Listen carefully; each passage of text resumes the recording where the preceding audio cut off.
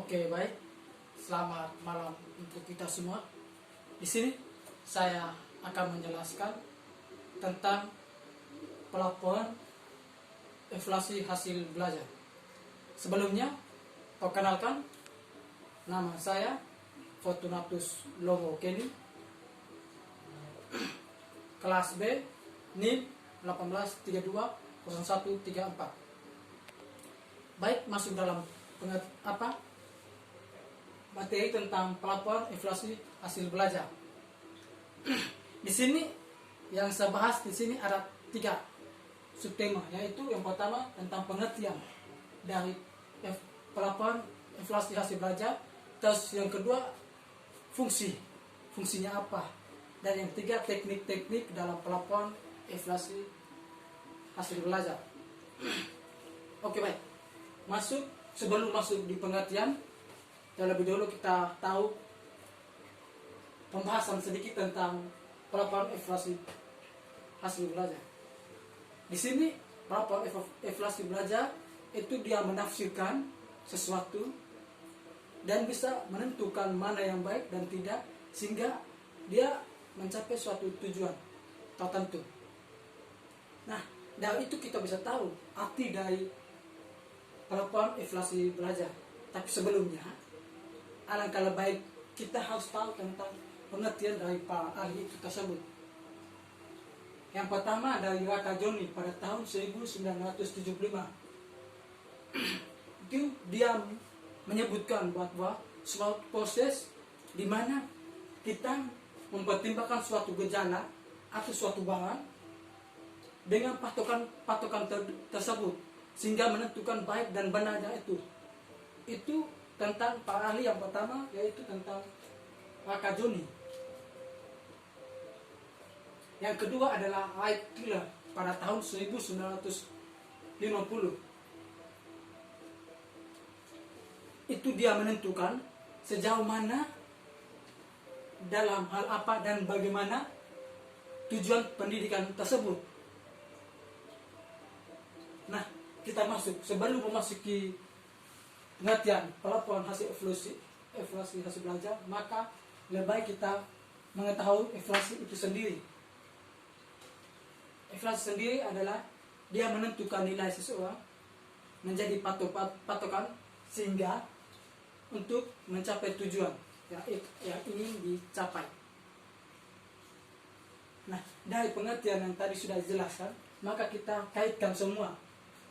Jadi pelaporan inflasi hasil belajar adalah dia menentukan proses atau prestasi belajar dalam pembelajaran dengan menggunakan patokan-patokan yang telah ditentukan pada sebelumnya. Maka dari sini saya kaitkan dengan contoh. Contohnya kita patokan dalam nilai. Contohnya nilai matematika. Nilai matematika standarnya harus 75. Nah, dari situlah kita patokan, siswa ini tidak mencapai standar atau tidaknya, sehingga kenaikan kelas atau dinyatakan tinggal di kelas, maka ditentukan dari itu patokan-patokan tersebut. Setelah dari sini kita masuk ke fungsi. Fungsi yang pertama adalah diagnostik. Ini dia menentukan kesulitan pada siswa. Nah, kesulitan pada siswa itu saya kaitkan dalam pembelajaran, yaitu kesulitan siswa kebanyakan yang kita tahu adalah matematika, soal perhitungan. Nah, soal perhitungan, maka kita harus perlu adanya bimbingan khusus sehingga siswa bisa tahu bagaimana kesulitan dia, begini, sehingga dia menanyakan, lalu ada yang bimbingan khusus seperti itu. Terus yang kedua, selektif. Itu dia menjaring siswa memenuhi syarat. Contohnya seperti ini. Siswa dalam proses pembelajaran, contohnya dia tidak memiliki patokan nilai atau tidak memiliki standar untuk nilai yang ditentukan tadi, atau juga sikap tingkah lakunya tidak baik, maka harus saat yang mana sehingga bisa menentukan itu. Maka dari situ kita harus membuat siswa itu mendalam remedial sehingga saat-saat itu bisa menentukan naik atau tidaknya pada siswa. Terus yang ketiga adalah kenaikan kelas. Kenaikan kelas bisa contohnya adalah naik lulusnya siswa dalam proses belajar di sekolah.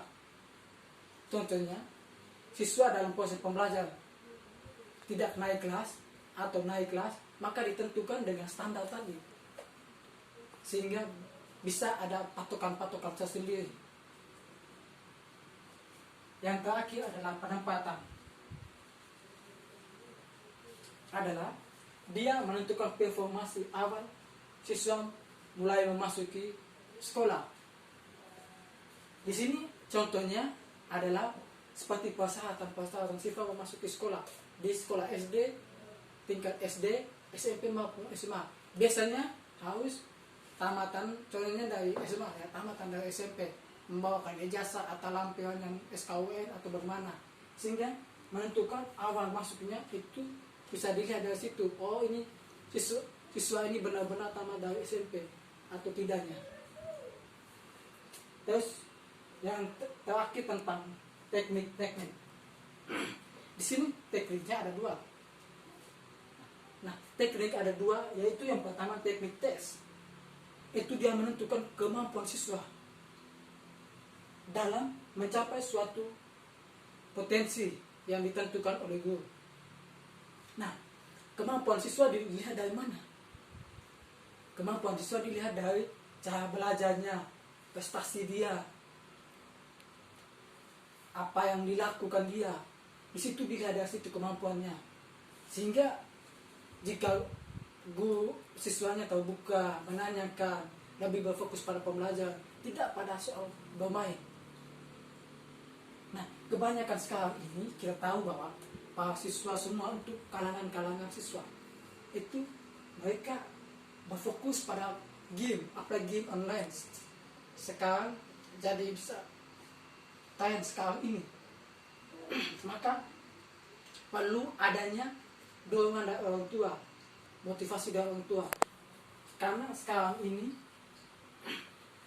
kemampuan anak selalu terbatas dengan adanya pandemi ini, sehingga orang tua itu berperan penting dalam proses pembelajaran anak. Karena sekarang ini pada masa pandemi, maka anak semua dirumahkan, pembelajaran secara online.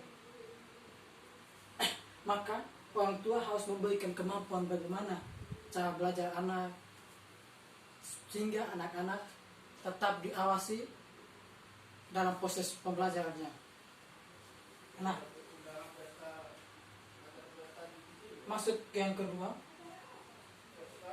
teknik non tes.